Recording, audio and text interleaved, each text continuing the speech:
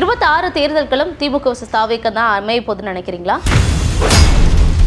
ரஜினிகாந்த், விஜயகாந்த், கமல்ஹாசன் இவ்வளோ பேர் இருந்து பார்த்துட்ட போது விஜய் ஒரு ஆளாங்க. விஜயை பார்த்தோ தாவேக்காவுடைய வருகையை பார்த்தோ திமுகவுக்கு ஒரு பதட்டமோ பயமோ ஒன்றும் கிடையாது. என்ன இருக்கு பதட்ட பயம்? அவ்வளோ பெரிய ஸ்டாரா இருந்து மக்கள் மத்தியில் செல்வாக்கா இருந்தாலும் திமுகவை விமர்சனம் பண்ணாதான் தனக்கு ஒரு முக்கியத்துவம் கிடைக்கும்னு விஜய் கிட்ட ஒரு எண்ணம் இருக்கு பாருங்க, அது திமுகவோட வெற்றி. சமூக நீதியோட ஃபுல் பேக்கேஜ் யார்கிட்ட இருக்குன்னா திமுக கிட்ட. தேர்தல் அரசியல் அந்த கட்சியில் மட்டும்தான் இருக்குதுங்கிறதுனால ஏதோ ஒரு வகையில் கட்சி ஆரம்பிக்கிறவங்க இந்த சமூக நீதி கண்ணோட்டத்துக்கு எதிராக இருக்கிறவங்க அந்த கண்ணோட்டத்துக்கு திமுக அவங்க காயின் பண்ணி பேசுறது முக்கிய காரணமா இருக்கு. திமுக கூட்டணி கட்சிகளை தவிர்த்துட்டீங்கன்னா பாஜக எதிர்க்கிற கட்சி எந்த கட்சி நீங்க சொல்லுங்க? பாஜக தாவேக்காவை எதிர்க்க மாட்டாங்க. தாவேக்காவை கொள்கை எதிரின்னு சொல்லியிருக்காங்க. என்னங்க என்ன பேசியிருக்காங்க? இந்தியாவில் திமுகவுக்கு இணையாக பாஜகவோடு சண்டை செய்கிற கட்சி இந்தியாவில் எந்த கட்சியுமே கிடையாது. பாஜக விஜய களமிறக்கி இருக்கு, பாஜக ஆளும் கட்சிக்கு எதிரான வாக்குகள் பிரிவு சாதகம். இல்ல நான் சொல்லிட்டேன், அவரு எப்படி செயல்படுறாருங்கிறத வச்சு நம்ம சொல்றோம். முஸ்லீம்களை வந்து இந்த நாட்டில் வாழ தகுதியற்றவளா படம் எடுத்துட்டு வெளியில் அரசியல் கட்சி ஆரம்பிச்சு என்ன பண்றாருன்னா குல்லா போட்டுக்கிட்டு ரம்ஜான் வாழ்த்து சொல்றேன்னு சொல்றதுங்க என்னன்னு பாத்தீங்கன்னா, இதுக்கு பின்புலத்தில் அதே உத்தரப்பிரதேசத்திலையும் பீகார்லையும் என்ன பண்ணாங்களோ மற்றவங்க அந்த மாதிரில பாஜக எதிர்ப்பு நான் தான் பேசுறேன், உண்மையான பாஜக எதிர்ப்பு நான் தான், திமுக கிடையாதுன்னு சொல்லுங்க. இந்த ரெண்டு ஓட்டையும் பிரிக்கலான்னு பாக்குறாரு. ஆனா அங்க பெருமளவில் அது எடுபடாது. ஏன்னா விஜய் கட்சி ஆரம்பிக்கிறதுக்கு முன்னால இருந்து ஆரம்பிச்சதுக்கு பிற்பாடு வரைக்கும் ரெண்டு விஷயத்தை டார்கெட் பண்ணி தொடர்ந்து பேசுறாரு. ஒன்னு அம்பேத்கர் பற்றி பேசுறாரு. அதை ஏன் பண்றாரு அப்படிங்கிறதுக்கு காரணம் என்னன்னு பாத்தீங்கன்னா, குல்லா வச்சுக்கிட்டு போய் ரம்ஜானுக்கு என்ன பண்றாரு, ரம்ஜான் வாழ்த்து சொல்றாரு, இஸ்லாமிய அடையாளத்தை சொல்றாரு. இஸ்லாமியர் தலித் ஓட்டை தீவிரமா அது வந்து பாஜக அல்லது அண்ணா திமுக உழவே விடாது. அந்த ஓட்டு திமுக கூட்டணிக்காக விழா அதை பிரிக்கிறதுக்காக மெனக்கிடுறாரு. இதுவரைக்கும் தமிழ்நாடு அரசு நடைமுறைப்படுத்திருக்கிற எந்த திட்டம் குறித்தும் விஜய் ஒரு வார்த்தை கூட எதிராக பேசல. விஜய் மட்டும் இல்ல, இங்க இருக்கிற அண்ணா திமுகவோ பாஜகவோ யாருமே பேசல. 90% நிறைவேற்றிட்டேங்கிறீங்க, சில நேரம் 100ன்னு சொல்றீங்க. நீட் தேர்வு ரகசியம் இருக்குன்னு சொன்னீங்க, என்ன ஆச்சு? தமிழக அரசு அவங்க கட்டுப்பாட்டுல இருந்து என்னென்ன செய்ய முடியுமோ அதெல்லாம் நிறைவேற்றிட்டாங்க. ஜிஎஸ்டி தமிழ்நாட்டு கொடுக்க வேண்டிய ஜிஎஸ்டி கூட கூட்டணி அண்ணா திமுக வாங்கல. மாறா என்ன பண்ணாருன்னா, எடப்பாடி தன் பதவியை தக்க வைத்துக் கொள்வதற்கு தான் பாஜகவை பயன்படுத்தினாரே தவிர தமிழ்நாட்டு மக்கள் நலனுக்காக ₹1 கூட வாங்கல. எதா காட்ட சொல்லுங்க, ₹1 கூட வாங்கல. ஒனிடா நேயர்களுக்கு வணக்கம். இன்று நம் நிகழ்ச்சியில் நம்முடன் இணைந்திருப்பவர் திராவிட இயக்க சிந்தனையாளர், பேச்சாளர் திரு மதிமாறன் அவர்கள். சர்க்கிட்ட கேட்க நிறைய கேள்விகளும் சந்தேகங்களும் இருக்கு, பேசுவோம். வணக்கம். வணக்கம். 2026 தேர்தல்களும் ரொம்பவே சூடுபிடிக்க ஆரம்பிச்சிச்சுன்னு சொல்லலாம். காங்கிரஸ் அந்த தேர்தல் சீட்டு சம்பந்தமான அந்த குழு கூட முதல்வர் அவர்களை பார்த்துட்டு போயிருக்காங்க. சீட்டு கணக்குகள் திமுகவில் ஏற்பட்டுருச்சு. ஆனால் இன்னொரு பக்கம் வந்து கூட்டணி கணக்குகளே முடியாத சூழல் இருக்குது. இப்போ வரைக்கும் திமுக தான் பலமான ஒரு இடத்துல இருக்கிறத நம்மளால் பார்க்க முடியுது. இருந்தாலும் இப்போ புதுதாக கட்சியை தொடங்கின விஜய் அவர்கள் திமுக விசஸ் தாவேக்க அப்படிங்கிற ஒரு சொல்லோடலை தொடர்ந்து சொல்லிக்கிட்டே இருக்காரு. 26 தேர்தல்களும் திமுக விசஸ் தாவேக்க தான் அமைய போகுதுன்னு நினைக்கிறீங்களா? அண்ணா திமுக தான் இருக்கும். விஜயோட நோக்கம், விஜய் வந்து எதை பேசுனா நம்ம வந்து வெளியில் தெரியும், எது பேசுனா நமக்கு ஒரு முக்கியத்துவம் கிடைக்குங்கிறத பொருட்படுத்தி பேசுகிறாரு.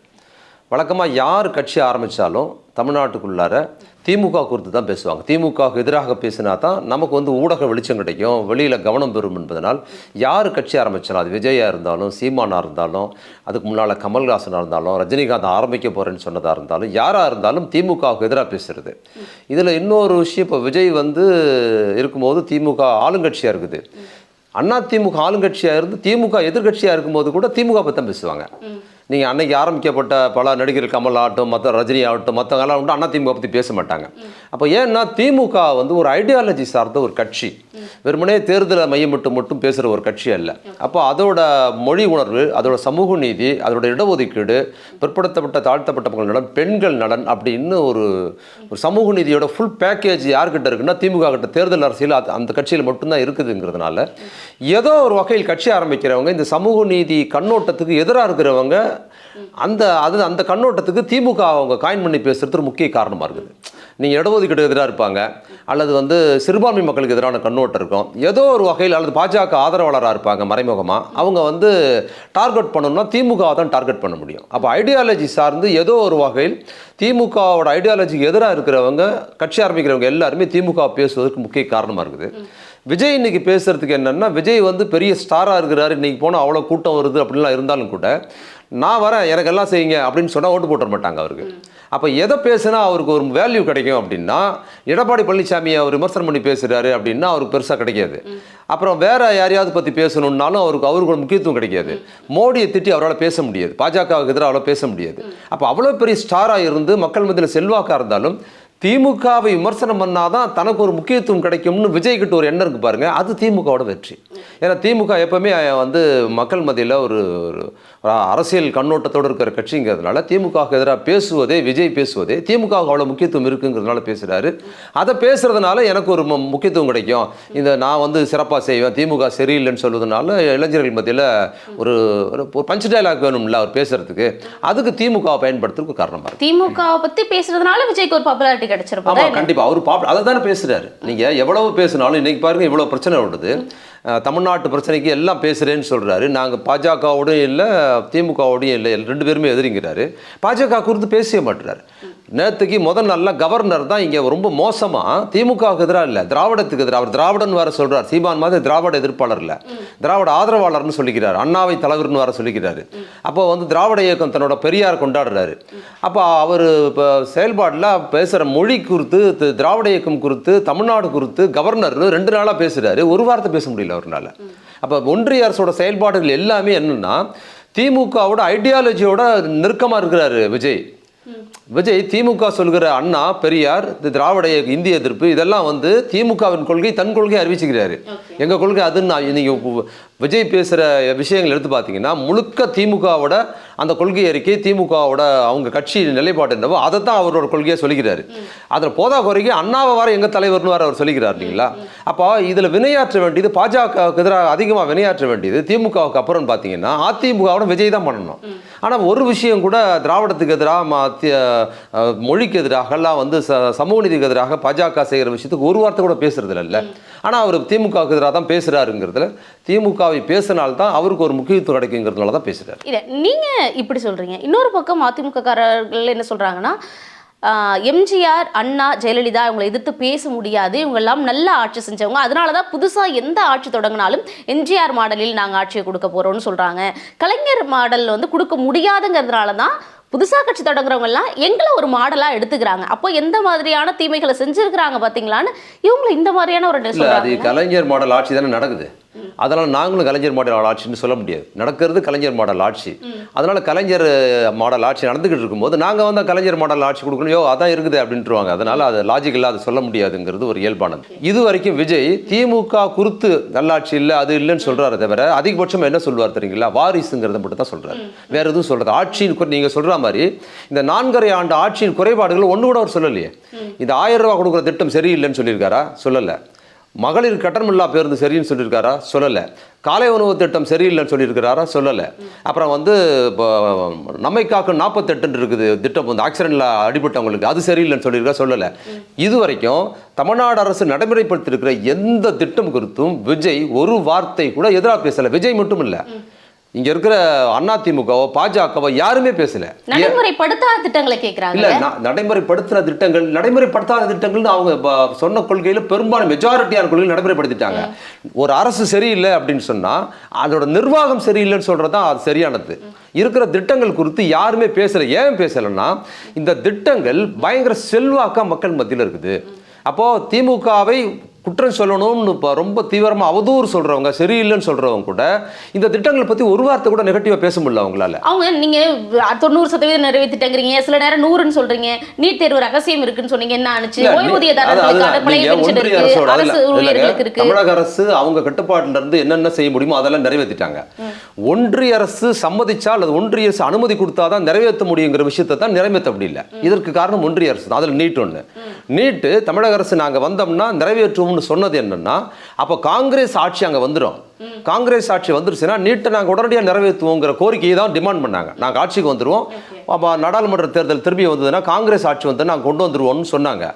ஏன் அதை வந்து முதல்ல சொன்னாங்கன்னா, இதுக்கு முன்னால் முன்மாதிரி இருக்குது. அவங்க ஒன்றும் பொய் சொல்லலை. நீட்டை வந்து ஆட்சி மாற்றம் இருந்தால் அவங்க நிறைவேற்ற முடியும். ஏன்னா இதற்கு முன்னால் கலைஞர் ஆட்சி இருக்கும்போது இந்தியா முழுக்க மெடிக்கல் காலேஜுக்கு என்ட்ரன்ஸ் எக்ஸாம் இருந்துச்சு, எல்லா ஊர்லேயும் இருந்தது. அப்போ கலைஞர் என்ன பண்ணார், என்ட்ரன்ஸ் எக்ஸாம் எங்கள் ஊரில் +2ல் பிற்படுத்தப்பட்ட தாழ்த்தப்பட்ட சிறுபான்மை மக்கள் நல்ல எலிஜிபிளாக பாஸ் பண்ணிட்டான், தேவை அவனுக்கு இடஒதுக்கீடு சீட்டு கொடுக்க போகிறேன். இதுக்கு மேலே என்ட்ரன்ஸ் எக்ஸாம்ங்கிறது அவனுக்கு தேவையில்லாத, கிராமப்புறத்துலேருந்து வரவங்க நல்ல மார்க் எடுப்பாங்க, என்ட்ரன்ஸில் ஃபெயில் ஆகிடுவாங்க, அவங்களுக்கு இது புரியாத விஷயம், அதனால் என்ட்ரன்ஸ் எக்ஸாமே தேவையில்லைங்கிற டிமாண்ட் வச்சு அவர் என்ன பண்ணார், காங்கிரஸில் சொல்லி இந்தியா முழுக்க மெடிக்கல் காலேஜுக்கு என்ட்ரன்ஸ் எக்ஸாம் இருக்கும்போது தமிழ்நாட்டில் மட்டும் விலக்கு வாங்கினார் கலைஞர். தமிழ்நாட்டில் என்ட்ரன்ஸ் எக்ஸாம் கிடையாது மெடிக்கல் காலேஜுக்கு.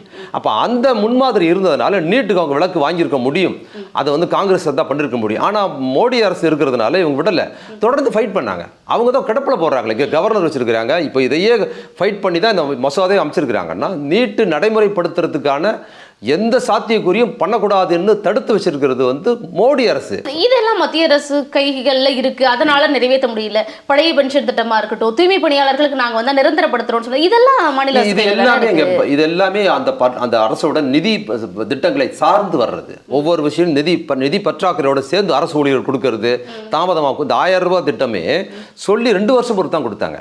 இதே மாதிரி தான் முதல்ல என்ன சொன்னாங்கன்னா 2 வருஷம் ஆயிடுச்சு, நீ வந்து கொடுக்கவே இல்லை, ஏமாத்திட்டார் பார்த்தீங்களா, உங்களுக்கு 1000 ரூபாய் கொடுக்குறேன்னு சொன்னார் ஸ்டாலின், ஏமாத்திட்டாருன்னு சொன்னாங்க இதே பாஜக அதிமுக காரர்கள். ஏன் 2 வருஷம் ஆச்சுங்கிறத நீங்க பார்க்கணும். ஏன் 2 வருஷம் ஆச்சுன்னா கஜானா சுத்தமாக தமிழக அரசுகிட்ட பணம் இல்லை. போன பிறகு ஆட்சியில் வந்து ஏகப்பட்ட கடன் வச்சுட்டு போயிட்டாங்க. ஒன்றிய அரசுலேருந்து ஏகப்பட்ட கடன் வாங்கி நிறைய கடனோட கொள்ளையடிச்சு மொத்தம் ஒன்றும் இல்லாமல் பண்ணிட்டு போயிட்டாங்க. அப்போ இந்த அரசு வரும்போது ஒன்றுமே கையில் காசு இல்லை. அப்போ ஒன்றிய அரசுலேருந்து காசும் கொடுக்கல. போன அரசுலையாவது அவங்க ஏதோ பண்ணாங்கன்னா அதுவும் கிடையாது. ஒன்றிய அரசுலேருந்து பணமும் வரல, கையில் காசும் இல்லாத போது இப்போ இந்த 1000 ரூபாய் திட்டத்தை அறிவிச்சுட்டா பணம் கையில் கொடுக்கணும், எங்கே இருக்குது கொடுக்கறதுக்கு? அப்போ கட்டணம் இல்லா பேருந்து கொடுத்ததே கஷ்டப்பட்டு தான் கொடுத்துருக்குறாங்க. ஒவ்வொரு திட்டத்தையும் கஷ்டப்பட்டு தான் நிறைவேற்ற இவங்களே ஃபண்டு கிரியேட் பண்ணி. அப்போ ஏன் 2 வருஷம் ஆச்சு அப்படின்னா, இது வந்து மாதத்துக்கு ஒரு முறை கொடுக்குற திட்டம் கிடையாது. இது வருஷத்துக்கு ஒரு முறை, பொங்கலுக்கு 1000 ரூபாய் கொடுக்குறாங்க, அவ்வளோதான் கொடுக்காது. மாதம் கொடுக்கணும். ஒரு மாதம் கொடுத்துட்டு ஒரு மாதம் கொடுக்காம இருக்க முடியாது. அப்போ காசு வேணும். அப்போ அந்த நிதி ஆண்டில் என்ன பண்ணாருன்னா எல்லா விஷயத்திலும் கொஞ்சம் கொஞ்சமாக சேமித்து அந்த பணம் வந்து கொடுக்க முடியும், இந்த நிதியாண்டு முழுக்க அதை கொடுக்க முடியும் அளவுக்கு பணம் சேமிச்சதுக்கு பிற்பாடு தான் அறிவிச்சார் முதலமைச்சர். அப்போ நிதி நெருக்கடினால தான் முடியல. நிதி நெருக்கடி தான் இது வரைக்கும் இருக்கிற என்ன பிரச்சனை. நீங்க இங்க அரசு ஊழியருக்கோ துப்புரவு தொழிலாளருக்கோ எல்லாருக்குமான திட்டங்கள்ல படிப்படியாக நிறைவேற்றுறதில்ல நிதி நெருக்கடி பற்றாக்குறையா இருக்குது. இப்போ வந்து அவங்க சொல்லி கன்ஃபார்ம் பண்ணி கொடுத்துட்டாங்கன்னா அடுத்த மாசம் கொடுக்கணும்.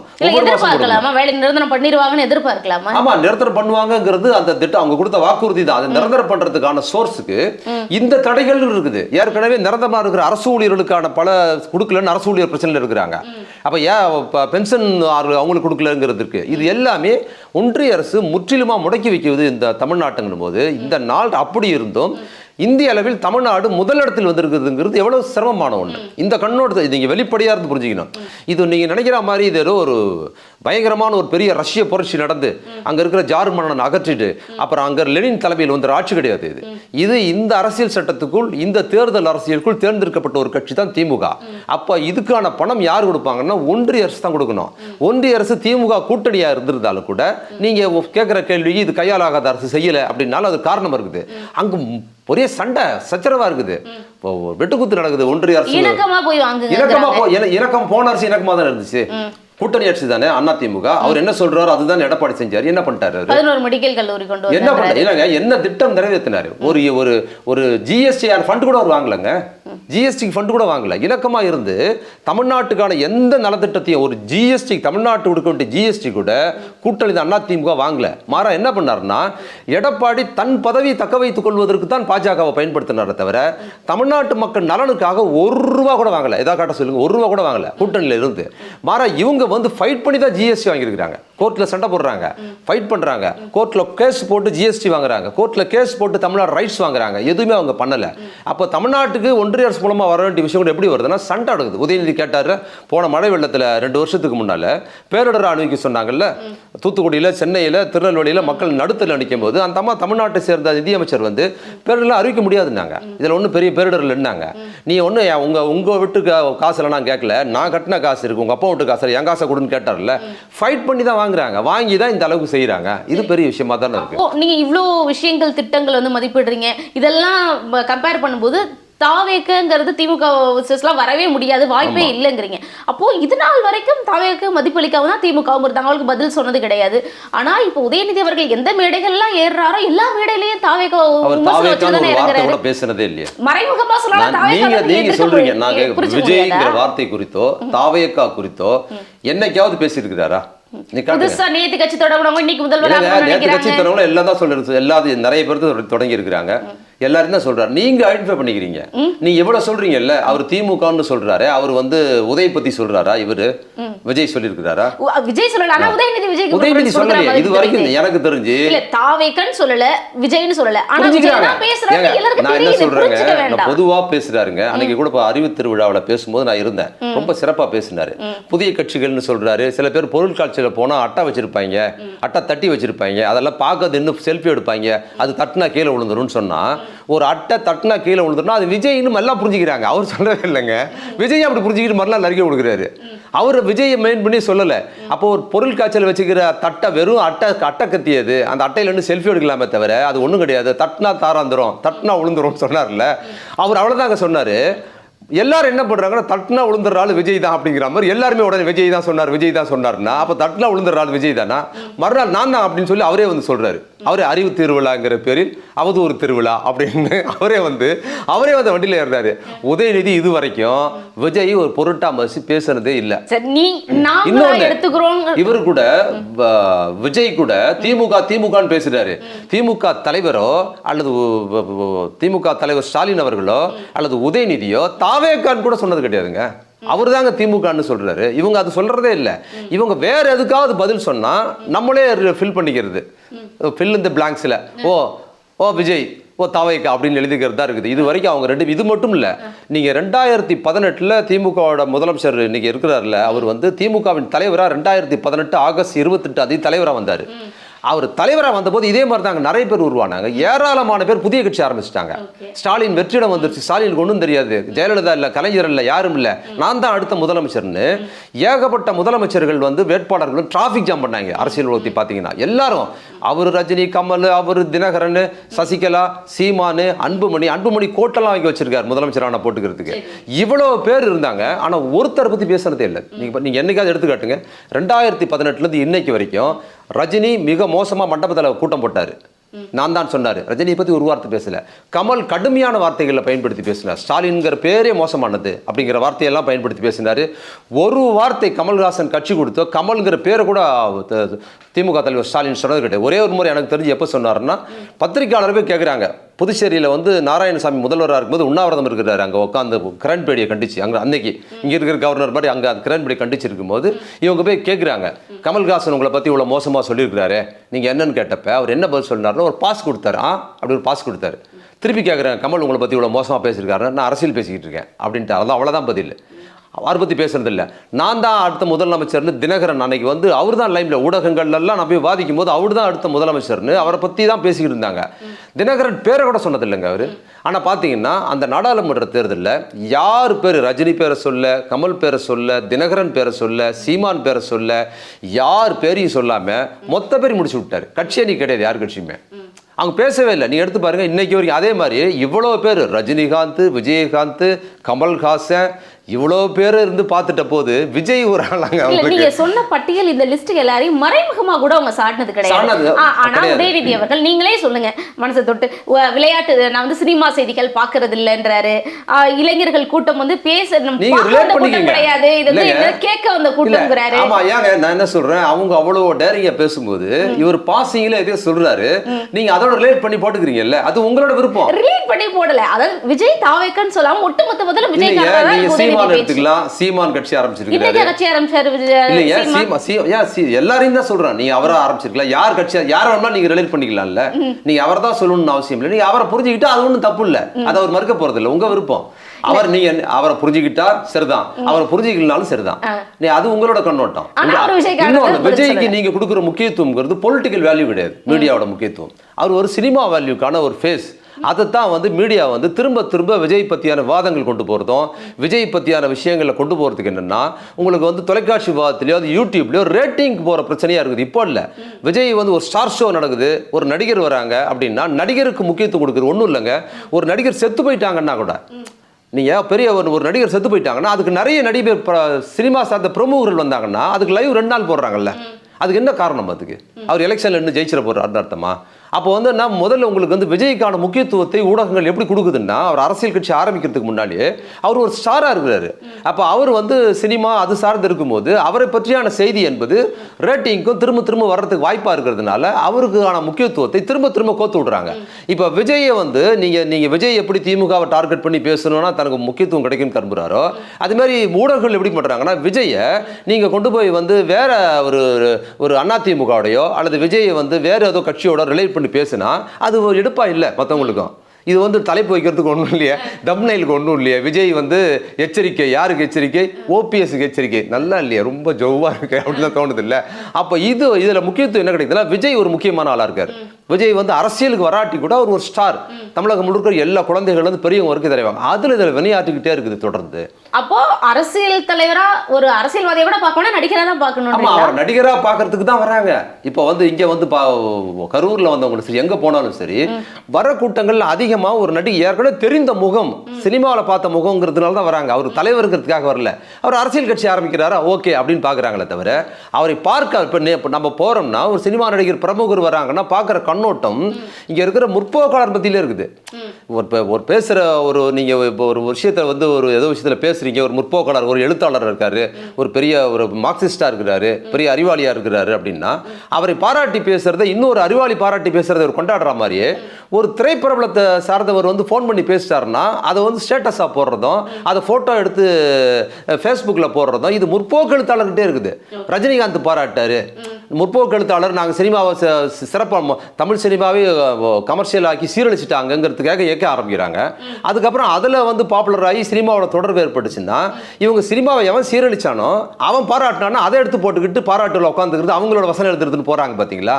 அப்போது மாற்றத்தை விரும்புகிற இவர்கள்கிட்டயே சினிமா பிரபுகள் மீது மனோபாவம் இருக்குன்னா சாமானியல் மக்கள் மத்தியில் இருக்காதா? அப்போ விஜயை பார்த்தோ தாவேக்காவுடைய வருகையை பார்த்தோ திமுகவுக்கு ஒரு பதட்டமோ பயமோ ஒன்றும் கிடையாது. என்ன இருக்கு பதட்டம் பயம்? நீங்க வந்து அது கிரியேட் பண்றீங்க. இந்த மாதிரி கேட்கறது பதட்டம் பயம் அப்படின்னு இருந்தா பதட்டம் பயம்னா பேசிட்டு போறாங்கல்ல எப்போ வேண்டான்னு. பதட்டம் பயம்ல எடப்பாடிக்கு தான் இருக்குது. எடப்பாடி அவர் கட்சி, நான் இந்த கட்சி ஆரம்பிக்கும் போதே அப்போ நான் சொன்னேன், இந்த மாநாடு அவர் இப்போ விஜய் கட்சி ஆரம்பிக்கும் போது இந்த கட்சி யாரை வந்து டேமேஜ் பண்ணணும்னா ஃபர்ஸ்ட் சீமான் கட்சி இதை டேமேஜ் பண்ணிடும், அவர் கட்சி இது காலி பண்ணோம். அதற்கு பிற்பாடுன்னா இந்த கட்சிக்கு ஓரளவுக்கு பிரமுகராக இருக்கிறதுனால இவருக்கு ஒரு செல்வாக்கு கிடைக்கும். இந்த செல்வாக்கு கிடைச்சதுன்னா அதிமுக இருக்கிற பிரமுகர்கள் விஜய் கூட போய் சேருவாங்க. அதிருப்தி யாரும் சரியானா எலெக்ஷனில் நம்ம திருப்பி நாளும் ஜெயிக்க முடியாது. சம்பாரிச்ச காசை நம்ம செலவு பண்ணி விட்டுறதுக்கு பதில் நம்ம ஏதாவது அடுத்த முறை 2 முறை ட்ரை பண்ணி பார்க்கலாம் விஜய்னு வர்றாருன்னா அவங்க கிட்ட போகிறதுக்கு வாய்ப்பு இருக்குதுங்கிறத சொன்னால் அதுதான் இப்போ நடக்குது. ஓகே, அப்போ தாவேக்காவுடைய வருகை அதிமுகவுக்கு தான் பாதிப்புங்கிறீங்க. இப்போ அதிமுகவை பெருவாரியா விமர்சிக்கிறது என்னன்னா பாஜகவுடைய கிளை அலுவலகம் தமிழ்நாட்டில் இருக்கிறது அதிமுக, விஜய் வந்து பாஜக அனுப்பிட பி டீம் சி டீம் அப்படின்னு சொல்றீங்க. அப்போ ஒட்டு மொத்தமா இருக்கக்கூடிய எல்லா எதிர்கட்சிகளையும் பாஜகவோட பி டீம் சி டீம்னு சொல்லிட்டு திமுக சேஃபா ப்ளே பண்ணி நம்ம அப்படி பண்ணல. நான் கேட்கிறேன், திமுகவை தவிர்த்துட்டு தேர்தல் அரசியல் கட்சியில திமுக கூட்டணியை கூட்டணி கட்சிகளை தவிர்த்துறீங்கன்னா பாஜக எதிர்க்கிற கட்சி எந்த கட்சி நீங்க சொல்லுங்க, எதை நீங்க சொல்லுங்க. பாஜக தாவேக்காவை எதிர்க்க மாட்டாங்களா? தாவேக்காவை கொள்கை எதிரின்னு சொல்லியிருக்காங்க. என்னங்க என்ன பேசியிருக்காங்க? கொள்கை எதிரின்னு சொன்னாங்கல்ல, என்ன கொள்கை எதிரி? ஏதாவது ஸ்டேட்மெண்ட் கொடுங்க. மோடி குறித்து, பாஜக அரசு குறித்து, பாஜகவை குறித்து, இன்னைக்கு இருக்கிற விஷயம் கவர்னர் குறித்து. நீங்க இவர் இல்லை, அவர் பேர் என்ன, விஜய் இல்லை, வேற ஏதாவது இன்னொரு அந்த கட்சியில் இன்னொரு பெரிய அறிவாளி இருக்காருல்ல புஷி ஆனந்த், அந்த ஆதவ அவங்களாம் என்ன சொல்லியிருக்காங்கன்னு காட்டுங்க. எஸ்ஐஆர் எதிர்த்து விஜய் வீடியோ போட்டார்ல. எஸ்ஐஆர் எடுத்து பாஜக எஸ்ஐஆர் பத்தி பேசுறாரு, பாஜக பத்தி பேசுறாரா? பாஜக பத்தி சொல்லுங்க. பாஜகவை குறித்து திமுக தேர்தல் அரசியல் கட்சியில் இன்னைக்கு சண்டை போய்கிட்டு தான் இருக்கு. இந்த பக்கத்தில் பாஜகவை எதிர்க்கிற ஏதாவது ஒரு கட்சியை சொல்லுங்கன்னு சொல்றேன். நீங்க விஜய் எந்த ஒரு கட்சியாவது சொல்லுங்க, நீ விரல் விடுங்க. எல்லாத்தையும் நான் கேட்குறேன், யாராவது ஒரு கட்சி தமிழ்நாட்டில் பாஜக எதிர்ப்பு இன்னும் உயிர்ப்போடு இருக்குதுன்னா நீங்கள் எவ்வளோ விமர்சனமும் பண்ணுங்க. திமுக ஒரு மோசமான ஆட்சியை கொடுத்தா கூட வச்சுக்கோங்க, ஆனால் அது போர் குணத்தோடு பாஜகவோட சண்டை செய்யுது. இந்தியாவில் ஒப்புட்டல் தமிழ்நாட்டில் மட்டும் இல்லை, இந்தியாவில் திமுகவுக்கு இணையாக பாஜகவோடு சண்டை செய்கிற கட்சி இந்தியாவில் எந்த கட்சியுமே கிடையாது. அதுக்கப்புறம் தான் பிற்பாடு காங்கிரஸ் கூட கிடையாது. காங்கிரஸ் கூட நீங்கள் இது ஆளுங்கட்சியாக இருக்கும்போது அவங்க கொண்டு வந்த பல திட்டங்களில் இந்தி மாதிரியான திட்டங்கள் எல்லாம் அவங்க இலக்கமாக தான் போகிறாங்க. இந்தி திணிப்பு, சமஸ்கிருத திணிப்புலாம் அவங்களுக்கு பெரிய மாற்றுக்கிறது கிடையாது. அவங்க ஒன்றும் மற்ற மாநிலங்கள் எதிர்க்கிறது கிடையாது. அதே மாதிரி 10% இடஒதுக்கீடு பாஜக கொண்டு வரும்போது கம்யூனிஸ்ட் கட்சி அல்லது வந்து காங்கிரஸ் எல்லாம் சேர்ந்து சேர்ந்து ஓட்டு போட தான் செஞ்சாங்க. ஐடியாலஜியில் வந்து பெரும் அளவில் வித்தியாசம் இல்லை. அரசியல் செல்வாக்கில் பாஜகவோட இந்த இந்த மோசமான அரசியல் கண்ணோட்டத்தை தான் எதிர்க்கிறாங்களே தவிர அதோட ஐடியாலஜி, அதோட வேதம், அப்புறம் வந்து 4 வருணம், இந்த சாதி சிஸ்டத்தை பாதுகாக்கிற இந்து சிஸ்டத்தோட அதோட ரிலேட் பண்ணிக்கிட்டு இருக்கிற ஒருத்த உயர்ந்தவன் தாழ்ந்தவன் இதுதான் சிறப்புன்னு சொல்கிற ஐடியாலஜிஸ் இல்லை. அதில் இருந்து பேசுகிற ஆட்களே எந்த கட்சியுமே கிடையாது. திமுக தான் பேசுது. திமுக தான் இன்னைக்கு வரைக்கும் இந்தி திணிப்பு எதிர்ப்பு பேசுறது, சமஸ்கிருத எதிர்ப்பு பேசுது, நீட் எதிர்ப்பு பேசுது. அதுக்கப்புறம் 10% இடஒதுக்கீடு எதிர்க்கிற கட்சி இந்தியாவில் திமுக மட்டும் தான் தெரியும். இது எல்லாமே பாஜகவுடைய பி டீம் சி டீம். இப்போ விஜயை வந்து பாஜக தான் இறக்கி இருக்கிறாங்க எல்லாமே சொல்றீங்க. இப்போ பீகார முன்மாடலா சொல்றதுக்கும் அதுதான் சொன்னாங்க. பாஜக தான் வந்து சிலர் இறக்குனது, அப்பதான் ஓட்டு பிரியுங்கிறதுனால பிரசாந்த் கிஷோர் மாதிரி ஆட்கள் இறக்குறாங்க. இப்ப திமுக அதை அப்ளை பண்ண மாட்டீங்களா? 26 அப்ளை பண்ண மாட்டீங்களா? அதுதான் சொல்றேன். அதுக்காக தான் விஜய் வந்திருக்கிறாரு. இது இப்போ இல்ல, நார்த் இந்தியாவில் காங்கிரஸ் ஏன் ஜெயிக்கவில்லை அப்படிங்கிறதுக்கு இது ஒரு காரணம். ஏன்னா ஒருபோதும் முஸ்லீம்கள் ஓட்டு பாஜக விழாது உத்தரப்பிரதேசத்தில், பீகார்லேயும். அதே மாதிரி பெரும்பான்மையான தலித் மக்கள் ஓட்டும் பாஜக விழாது. ஆனால் இந்த 2 ஓட்டும் பாஜக எதிர்ப்புக்கு தான் விழும். ஆனால் அந்த பாஜக எதிர்ப்புனா ஒரு முகமாக இருக்கணும்னா காங்கிரஸ் கூட்டணி தான் விழணும். அங்கே அது விழலை. அப்போ யாருக்கு விழுதுன்னு பார்த்தீங்கன்னா, அப்போ என்ன பண்ணுறாங்கன்னா, நான் தான் உண்மையான பாஜக எதிர்ப்பாளர், இவங்க கிடையாதுன்னு சொல்லி என்ன பண்ணுறாங்கன்னா, காங்கிரஸ் வெற்றி தீர்மானிக்கிற காங்கிரஸுக்கு போக வேண்டிய ஓட்டை வெளியில் நின்று பாஜக எதிர்ப்பு பேசி கொஞ்சம் பிரிக்கிறாங்க. ஓவைசின்னு ஒருத்தர் என்ன பண்ணுறாரு, பிரிச்சாரு. அவர் முஸ்லீம் ஓட்டு போகுது. வெவ்வேறு முஸ்லீம் அமைப்புகள் வெளியே நின்று எங்களுக்கான முக்கியத்துவம் அவங்க பிரிக்கிறாங்க. இன்னொரு பக்கத்தில் தலித் மக்கள் ஓட்டு எப்படி பிரிக்கப்படுதுன்னு பார்த்தீங்கன்னா, தலித் இயக்கங்கள் உத்தரப்பிரதேசத்தில் மாயாவதி என்ன பண்றாங்க, நாங்க தான் உண்மையான பாஜக எதிர்ப்பாளர், நீங்க அங்க போகாதீங்கன்னு சொல்லி அந்த அம்மா ஒரு கணிசமான ஓட்டு பிரிக்கிறாங்க. பீகார்ல பாஸ்வான் கட்சி கணிசமான ஓட்டு பிரிக்கிறாங்க. அப்ப என்ன ஆகுதுன்னா, பாஜக வெற்றியில வந்து ஈஸியா ஆகிறதுக்கான வாய்ப்புகள் அதிகமா இருக்கு. ஓகே, இது அப்படி விஜய் பண்றாரு. இது அப்படி 26க்கு அப்ளை பண்ணுவாங்க. அப்போ விஜய் திமுகவுக்கு ஆதரவா வேலை செய்தா பாஜக இல்லைங்க. அதுதான் சொல்றேன். திமுக அதை பண்ணல. அந்த வேலையை இங்க ஓவைசி பார்த்ததும் அங்க மாயாவதி பாக்குற மாதிரி வேலைக்கு இங்க வந்து எடுபடல. இங்க அப்படி ஒரு தலைவர்கள் கிடையாது. இங்க யாரையும் நீங்க இஸ்லாமிய தலைவர்களை நீங்க அப்படி பார்க்க முடியாது. தமிழ்நாட்டுக்குள்ளார தலித் இயக்க தலைவர்களை கூட தமிழ்நாட்டில் அப்படி பார்க்க முடியாது. அதனால என்ன பண்றாங்கன்னா, இங்க ஒரு முகத்தை ஒவ்வொரு முறையும் போன தேர்தலையும் இதே மாதிரியான விஷயத்துக்கு தான் 2-3 நடிகர்களை கொண்டு வந்தாங்க, முடியல. அப்ப இந்த முறை தேர்தலில் விஜயோட முகமா கொண்டு வர்றாரு. அதனால தான் நல்லா கவனிச்சீங்கன்னா, விஜய் கட்சி ஆரம்பிக்கிறதுக்கு முன்னால இருந்து ஆரம்பிச்சதுக்கு பிற்பாடு வரைக்கும் 2 விஷயத்தை டார்கெட் பண்ணி தொடர்ந்து பேசுறாரு. ஒன்னு அம்பேத்கர் பற்றி பேசுறாரு, ஆனந்தவுடன் வெளியிட்ட அம்பேத்கர் புத்தக வெளியீட்டுல பேசுறாரு. அதை ஏன் பண்றாரு அப்படிங்கிறதுக்கு காரணம் என்னன்னு பாத்தீங்கன்னா, திமுக கூட்டணிக்கு தலித் மக்கள் ஓட்டு இருக்கு. அதுல குறிப்பாக விடுதலை சிறுத்தைகள் கட்சி திமுக கூட்டணியில் இருக்குது. அப்ப அதை பலவீனப்படுத்துறதுக்காக அதை பேசுறாரு. இது வரைக்கும் நீங்க பாத்தீங்கன்னா, விஜய் வெளியில வந்து அம்பேத்கர் புக் வெளியிடுறாரு, அம்பேத்கர் எங்க தலைவர்னு போர்டு வைக்கிறாரு. ஆனா திரைப்படத்தில் ஒரு இடத்தில் கூட அம்பேத்கர் பேரை கூட சொன்னது கிடையாது. அவர் ஒரு இடத்துல கூட சொன்னது கிடையாது. ஒரு கட் அவுட் கூட காமிச்சது கிடையாது. ஆனா அவர் ஏன் பண்றாருன்னா, இந்த கண்ணோட்டம் இருக்குது. அதுக்கப்புறம் இன்னொன்னு என்ன பண்றாருன்னு பாத்தீங்கன்னா, திட்டமிட்டு ரம்ஜானுக்கு போய் குல்லா வச்சுக்கிட்டு போய் ரம்ஜானுக்கு என்ன பண்றாரு, ரம்ஜான் வாழ்த்து சொல்றாரு, இஸ்லாமிய அடையாளத்தை சொல்றாரு. இஸ்லாமியர் தலித் ஓட்டை தீவிரமா அது வந்து பாஜக அல்லது அண்ணா திமுக உழவே விடாது. அந்த ஓட்டு திமுக கூட்டணி தான் விழாம். அதை பிரிக்கிறதுக்காக மெனக்கிடுறாரு.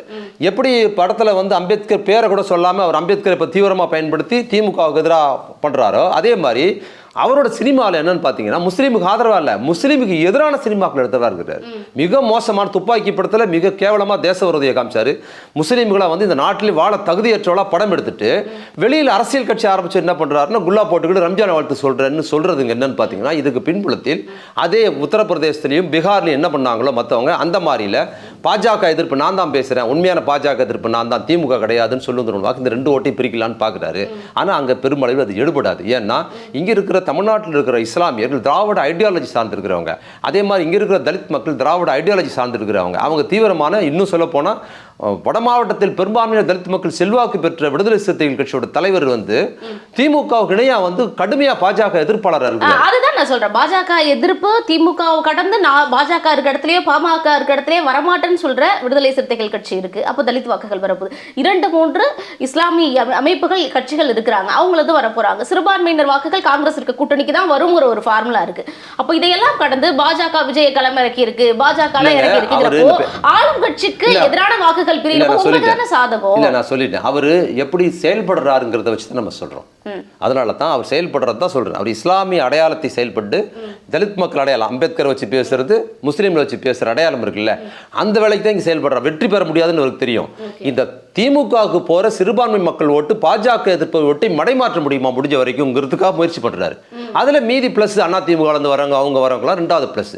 அவரோட நோக்கம் என்னன்னா இந்த கூட்டணி, திமுக கூட்டணி பலவீனப்படுத்துறதுக்கு பாக்குறாரு. அதான் அவரோட நோக்கம். அதனால தான் திரும்ப திரும்ப அவர் என்ன பண்றாருன்னா, கூட்டணிக்கு அதிமுக கட்சியில் இருக்கிறவங்கள கூப்பிடுறது இல்ல, திமுக கூட்டணியில் தான் கூப்பிடுறாங்க. பாத்தீங்கல்ல, நீங்க விடுதலை சிறுத்தைகள் எங்க கூட வரணும்னு ஏன் கூப்பிடுறாங்க? ஏன் அதிமுக கூட்டல பாமக எங்க கூட வாங்கன்னு கூப்பிடுறது இல்ல? அவங்க இல்லையே, பாமக இல்லையே, அதிமுக பாஜக மட்டும் தான் இருக்காங்க. வேற வெளியில இருந்து கூப்பிடலாம், அதிமுக கூப்பிடலாம், வேற கட்சிகளை கூப்பிடலாம் இல்ல, ஏன் விடுதலை சிறுத்தைகளை கூப்பிடணும்? மத்த கட்சிகளை எங்க கூட வரணும்னு சொல்லி கூப்பிடணும். அப்ப இந்த கண்ணோட்டம் என்னன்னா, அவங்களோட நோக்கம் திமுக கூட்டணியை பலவீனப்படுத்தணும், திமுக கூட பாஜக எதிர்ப்பு ஓட்ட பலவீனப்படுத்துங்கிறதுக்காகத்தான் விஜய் உருவாக்கி இருக்கிறாரு. இந்த எலெக்ஷன்ல அவருக்கான கிடைக்கிற தோல்விக்கு பிற்பாடு பாருங்க, எப்படி 2018 வாக்குல தினகரன் கட்சி ஆரம்பிச்சு, கமலஹாசன் கட்சி ஆரம்பிச்சு, ரஜினிகாந்த் எல்லாம் கட்சி ஆரம்பிச்சு, இன்னைக்கு என்ன இதை விட தீவிரமாலாம் பேசினாங்க அவங்க திமுக குறித்தெல்லாம். இன்னைக்கு நிலைமை எப்படி இருக்குதோ அது போன்ற நிலைமை விஜய்க்கு நிச்சயம் ஏற்படும். இவ்வளவு நேரம் ஒதுக்கி கேள்விகளுக்கு மிக நேர்த்தியான தெளிவான பதில்களை கொடுத்ததுக்கு மகிழ்ச்சி. நன்றி, வணக்கம்.